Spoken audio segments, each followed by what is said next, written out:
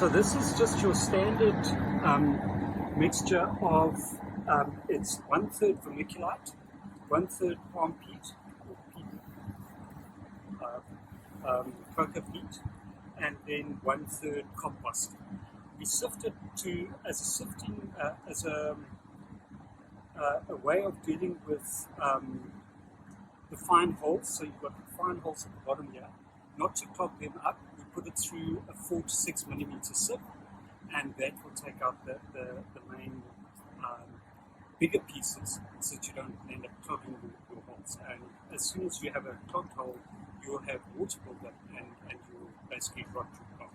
So now what I have is I've taken cuttings of wild rosemary, and what we do is we strip off the leaves.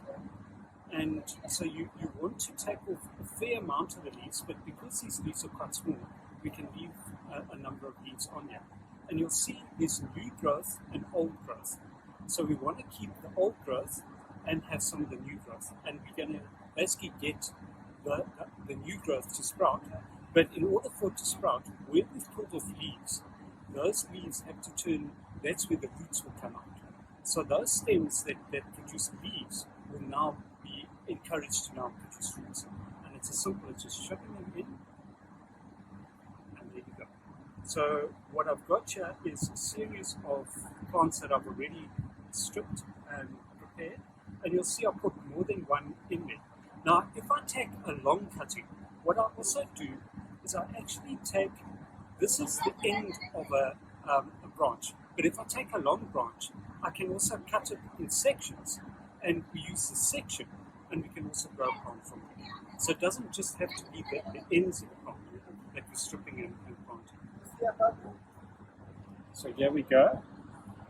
And you'll see some of the other plants that we have here. So this is also, it's the midsection of a stem, and that we can also turn into a plant. So there's another one. Now, so these are fairly big, sturdy plants, but here's a side leaf. Here's a small little one that we're also going to, so I'm just, to not bend the leaf, I'm just going to put a little hole for it and push that in. It needs to be firm around it, and that encourages the production of new roots. And what I also find is if I put more than one in a little compartment, you tend to find that they encourage the growth amongst one another. So it's basically, you allow them to get growing, and once they grow, then you can transplant them into their own container. But initially, while you're encouraging the root growth, you actually put a bunch of them together. So yeah, even though we've just used a 6-pack container, we're actually getting probably about 20 odd plants in the 6-pack.